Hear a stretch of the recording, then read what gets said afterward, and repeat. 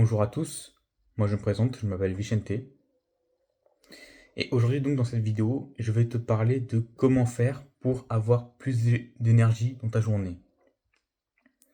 Donc déjà pour commencer cette vidéo, voilà, qu'est-ce que c'est que l'énergie? C'est pas seulement une notion que tu as appris en physique chimie quand tu étais au collège, mais c'est aussi le fait de justement c'est tenir sur la durée de ta journée. Ce que je veux dire par là, c'est dans le sens que euh, forcément au bout d'un moment dans ta journée, tu vas être fatigué.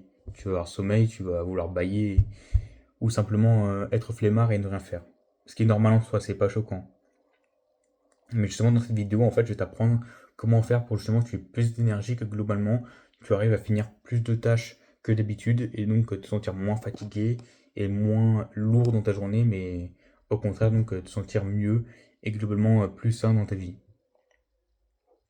Donc, on va directement commencer cette vidéo sans plus attendre par le premier conseil, donc qui est le fait de déjà planifier le fait d'avoir une bonne routine de sommeil. Parce que comme tu le sais, le sommeil, c'est hyper important pour toi parce qu'il est réparateur, justement. Le fait de, justement, à force d'apprendre des connaissances, que ce soit à l'école ou au travail, ou le fait d'avoir parlé à beaucoup de personnes, ou d'avoir scrollé pendant longtemps sur les réseaux sociaux ou d'autres activités comme ça, qui nous pompent beaucoup d'énergie et donc qui font du mal à notre cerveau. Mais en fait, le cerveau, justement, il a le temps de se reposer justement pendant tes heures de sommeil. Et donc, justement, pour se permettre justement d'absorber toutes les informations qui ont été collectées durant la journée. Et justement, en fait, si tu as un bon sommeil, justement, entre globalement le nombre d'heures idéal, ce serait 8 heures. Mais après, ça c'est général, c'est pas personnalisé. Dans le sens, ça peut aller de 6 à 12 heures par individu, justement, donc ça peut dépendre. En soit, tu fais partie de ceux qui ont pas besoin de beaucoup de sommeil, donc 6 heures est tant mieux pour toi. Ou soit malheureusement, on va dire que c'est comme ça, même si c'est pas grave en soi, encore une fois. Tu fais partie de ceux qui ont besoin de beaucoup d'heures de sommeil pour se réparer, on va dire, et tu as donc besoin de 12 heures de sommeil. Bon, perso, je vais pas te mentir, moi je fais malheureusement partie de l'équipe qui a besoin de beaucoup d'heures de sommeil. Typiquement, moi je sais que j'ai besoin de 10 heures de sommeil. Voilà, c'est énorme, je sais, mais bon, malheureusement c'est comme ça, hein, c'est pour se soigner, il faut prendre soin de soi. Du coup, ça me dérange pas de prendre 10 heures de sommeil, mais bon, c'est sûr que 10 heures pour 24 heures dans une journée, c'est vrai que ça fait quand même pas mal de temps, on va pas se mentir. Et bon, c'est comme ça, on s'adapte et ça me permet justement d'avoir une meilleure routine de sommeil, justement, de quand je me réveille le matin, bah, je me sens pas fatigué, je me sens pas encore lourd, ou je me dis pourquoi je me sens lourd alors que j'ai bien dormi et tout. Là, cette fois-ci, je me dis, je me réveille et je suis d'attaque, quoi. Je suis justement directement en mode, je vais travailler, je sais pas, je vais méditer, faire du sport, je vais commencer par une activité qui va directement me donner encore plus d'énergie et comme ça, je pourrais vraiment bah, dominer ma journée en quelque sorte et justement être fier de moi à la fin de cette longue et dure journée, on va dire. Donc ça, c'est un premier conseil qui paraît anodin dit comme ça, mais qui en réalité peut vraiment faire la différence. Donc n'hésite pas, peu importe où tu es, que ce soit chez toi ou dans un hôtel, peu importe, pardon. N'hésite pas à vérifier en fait tes heures de sommeil. Essaie d'abord de 6 heures, puis 7 heures, puis 8 heures, etc. Jusqu'à ce que tu trouves un horaire de sommeil idéal pour toi, où quand tu te réveilles le matin, en fait, t'es pas fatigué, mais au contraire, t'es en pleine forme. Ce qui devrait être logiquement le cas pour tout le monde, mais malheureusement, on ne connaît pas forcément tous ces heures de sommeil, on ne nous apprend pas forcément cela à l'école. Mais bon, c'est pour ça que gérer ces heures de sommeil et trouver son nombre d'heures idéal pour récupérer de l'énergie, c'est vraiment important pour toi et voire même crucial carrément. Parce qu'en fait, c'est ça qui fera la différence entre quelqu'un qui est pas motivé, mou et qui veut rien faire, et à l'inverse, quelqu'un qui est justement hyper motivé, et qui a envie de travailler beaucoup et qui a justement envie de se donner à 100%, quoi. Donc voilà pour le premier conseil, et sans plus attendre, passons au numéro 2. Donc déjà pour le deuxième conseil, en fait, ça va être quelque chose de plus compliqué à faire, par contre, pour le coup, je vais pas te mentir. Si tu n'y arrives pas, c'est pas grave en soi, mais c'est juste que c'est mieux de pouvoir le gérer. C'est le fait justement bah, en fait, de pouvoir gérer son stress en fait. Parce que de gérer ton stress surtout, parce que comme tu le sais, bah, malheureusement, on vit dans un monde de plus en plus chaotique, dans le sens, bah, dans les actualités du moment où je te parle, bah, il y a beaucoup de guerres dans le monde. Malheureusement, on pense notamment à la guerre entre l'Iran et l'Irak, la guerre en Palestine aussi, la guerre en Ukraine et plein d'autres guerres qui peuvent malheureusement arriver du jour au lendemain. Et justement, c'est sûr qu'à cause de l'actualité ou des informations, des journaux, ou même de certains proches qu'on connaît, de certains amis à nous qui sont justement très négatifs ou très pessimistes, bah, malheureusement, c'est sûr que ce sont beaucoup d'informations et beaucoup de choses ou de personnes, ou même d'environnements tout court qui peuvent nous faire stresser et justement faire en sorte qu'on ait moins d'énergie parce qu'on utilise cette précieuse énergie qu'on a pour stresser alors que Bon, ça paraît très méchant, on va dire, ce que je vais dire, mais stresser, ça sert à rien en soi. Même si ça nous arrive, c'est pas utile parce que justement, c'est de l'énergie perdue bêtement pour des choses que malheureusement on peut pas contrôler. L'actualité, on peut pas la contrôler.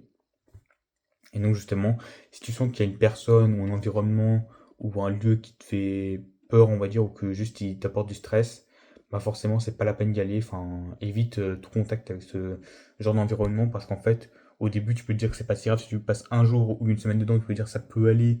C'est pas non plus si important ou et ça impacte pas tant que ça ma santé mentale et mon stress. Mais en fait, euh, de mois en mois et d'année en année, en fait, ça va vraiment te stresser pour rien. Et du coup, tu vas perdre trop d'énergie, tu vas te fatiguer beaucoup plus rapidement et tu vas surtout vieillir beaucoup plus rapidement. Donc, faire en sorte que ton corps et ton esprit puissent se sentir bien dans leur peau et que justement, en évitant toute mauvaise nouvelle et mauvaise information, en fait, tu vas pouvoir te sentir mieux dans ta peau et justement pouvoir plus facilement et ben, justement te sentir mieux et donc pas forcément stresser sur des choses que tu peux pas contrôler. Donc voilà pour le deuxième conseil. Ensuite, pour le numéro 3, donc on a le fait de faire du sport. J'ai l'impression de tout sauter, c'est horrible. Bref, du fait de faire du sport, en fait, c'est vraiment important pour toi. Parce que justement, comme tu le sais, le sport, même si en soi, que tu sois à la salle de sport ou à la maison, quand tu fais des pompes, des tractions, quand tu soulèves des haltères ou peu importe l'exercice que tu fais, ou même du cardio quand tu te mets à courir simplement, pour travailler ton endurance. En fait, au début, forcément, tu vas te dire, c'est pas utile le sport pour avoir plus d'énergie. En soi, c'est ridicule parce que le sport, justement, ça te fait dépenser de l'énergie, ça te fait transpirer, justement. Et du coup, t'es moins énergique et t'es plus fatigué. Du coup, tu pourrais te dire, justement, bah, c'est bizarre ton conseil, Vicente. Donc là, tu me dis, en mode, pour que j'ai plus d'énergie, il faut que je dépense d'énergie. Ça n'a pas de sens. Mais laisse-moi t'expliquer. En fait, si tu veux, quand tu vas faire du sport, ok, tu vas transpirer, tu vas être fatigué au début. Mais en fait, justement, l'avantage, c'est qu'à la fin du sport, justement, quand tu auras terminé ta séance, qu'elle dure 30 minutes, 1 heure et demie, peu importe, quand tu auras terminé ta séance, en fait, bah, tu te rendras compte qu'en fait, tu te sentiras beaucoup mieux. Parce que ton corps, justement, il s'est dépensé, mais d'une bonne manière, pas de façon stressante ou inutile, mais d'une façon utile et productive. En fait, à la fin, tu n'auras pas dépensé de l'énergie, mais au contraire, tu auras investi de l'énergie. En sens pour dire que justement, bah, à la fin de ta séance, et même pour le reste de ta journée, que ce soit le matin ou même le soir, ça dépend de quand tu préfères faire ton sport. Mais en fait, même si au début c'est difficile, et pendant ton sport, tu vas vouloir arrêter et faire autre chose, en fait, à la fin, tu vas être fier de toi justement, parce que tu vas te dire, en fait, le reste de ta journée, elle va être ultra facile. Parce que tu as commencé par une activité très difficile et qui te fait dépenser de l'énergie, mais qui au final, pour le reste de tes missions, qu'elles soient debout ou assises, que ce soit sur ordinateur ou dehors, peu importe, en fait, tu auras beaucoup plus d'énergie que ce que tu l'imaginais. Du coup, tu seras plus joyeux et tes émotions, tu arriveras plus facilement à les contrôler. Donc c'est pour ça que faire du sport, c'est vraiment important, ça aussi. C'est pas crucial comme le sommeil, mais c'est tout aussi important de faire du sport pour avoir plus d'énergie, globalement. Ensuite, pour le conseil numéro 4, donc, ça va être le fait de garder et de rester sur une alimentation équilibrée. Parce que c'est aussi la nourriture, comme tu le sais, bah, ça paraît pas important dit comme ça, le fait de manger sainement, ou que ça paraîtrait des phrases gnangnan, on va dire, ou des phrases très ennuyantes pour toi. Mais en soi, manger équilibré, bah, en fait, ça va vraiment être utile, parce que justement, ça te permettre, le matin typiquement, au lieu de prendre des cookies au chocolat ou un violet industriel, voilà, tu vas prendre, je sais pas moi, bon, ça va être cliché dit comme ça, mais un bol de riz ou je sais pas, des fruits ou de l'eau, peu importe. Enfin, un truc qui est vraiment sain pour toi et vraiment naturel, qui provient de la nature justement. Au lieu de simplement prendre des pauvres produits industriels qui ont été exploités à la mort par l'homme. Et bon, en fait, justement, rien que comme ça, en démarrant ta journée, même que ce soit le midi ou pendant ton goûter, ta collation, même ton repas du soir, en fait, quand tu vas manger, tu vas préférer la nourriture saine à la nourriture grasse, en fait, même si ça va être long et lent pour les résultats, en fait, ça va être tellement bénéfique pour toi, et justement, le fait de pouvoir être plus énergique et de pouvoir plus facilement tenir plus longtemps tes journées, justement, de pouvoir devenir plus endurant globalement, bah, en fait, ça va vraiment être utile parce que justement, en fait, le fait d'avoir plus d'énergie comme ça va te permettre donc de pouvoir moins facilement te plaindre et justement au contraire être plus optimiste face à la vie. Et justement, tu pourras te dire que quand il y a un défi qui t'arrive, qu'il soit prévu ou non, mais en fait, tu seras prêt à l'affronter. Et justement, c'est pour cela que c'est vraiment important pour toi de garder une alimentation équilibrée, même si oui, c'est tentant de vouloir prendre des barres de céréales ou justement des barres de chocolat ou des Twix, peu importe ce que c'est.